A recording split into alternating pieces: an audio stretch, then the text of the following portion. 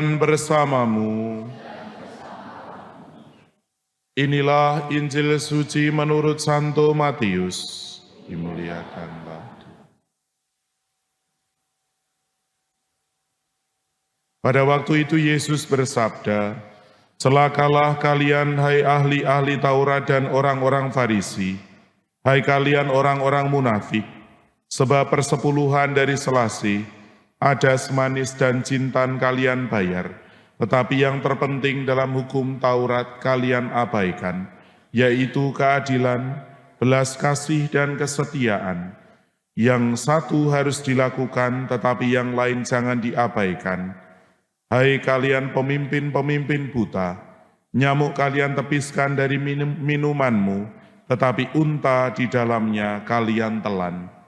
Celakalah kalian, hai ahli-ahli Taurat dan orang-orang Farisi, hai kalian orang-orang munafik, sebab cawan dan pinggan kalian bersihkan sebelah luarnya, tetapi sebelah dalamnya penuh rampasan dan kerakusan.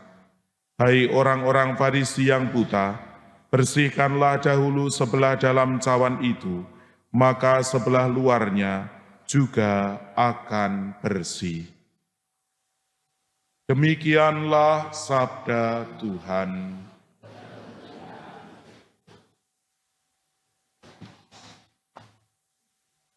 Saudara-saudariku, kita melanjutkan permenungan kita terkait dengan bagaimana Yesus membangun sikap yang mengutamakan kebenaran, berusaha juga untuk mengkritik atau memberikan masukan kepada orang-orang Farisi dan orang-orang yang disebut sebagai munafik pada Injil hari ini.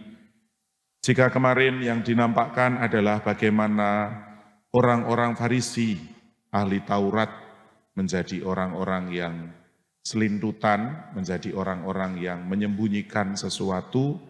Pada hari ini Tuhan mengatakan kepada kita semua bahwa kemunafikan mereka karena menggunakan topeng, dan ini menjadi pengalaman dalam hidup bahwa masing-masing orang itu tentu memiliki sisi tertentu yang menggunakan topeng.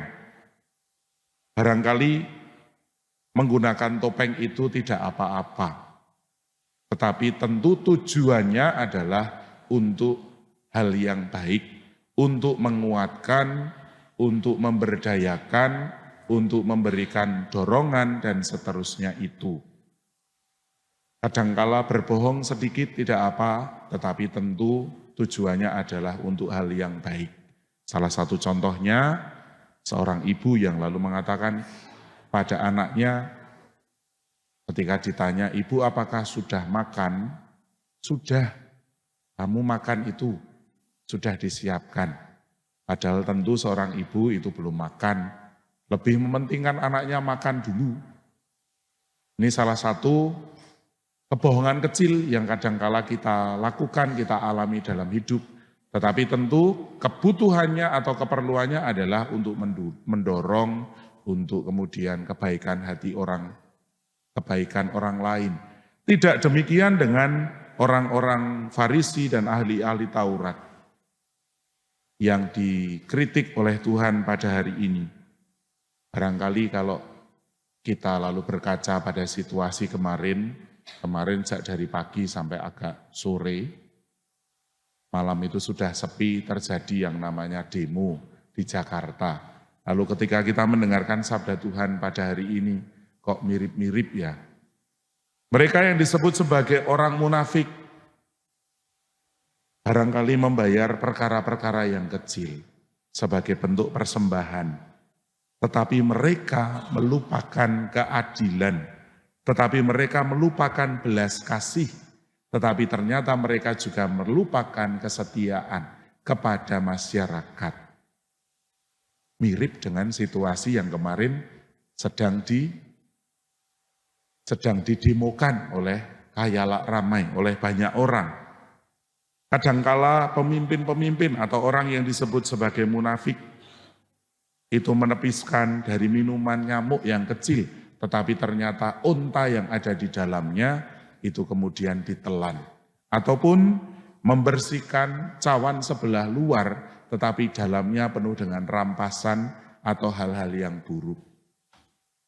Ternyata apa yang dikatakan di dalam Injil pada hari ini itu juga masih terjadi sampai dengan hari ini. Dan kita diundang untuk tidak menjadi salah seorang yang memiliki topeng, memiliki hal yang tidak baik, tetapi tujuannya demi untuk diri sendiri, demi untuk keuntunganku dan seterusnya. Mari kita hening sejenak, kita meresapkan sabda Tuhan, kita membangun niat pada hari ini, juga untuk menjadi orang yang tulus, menjadi orang yang lebih banyak mementingkan keperluan sesama kita. Tuhan memberkati kita semua.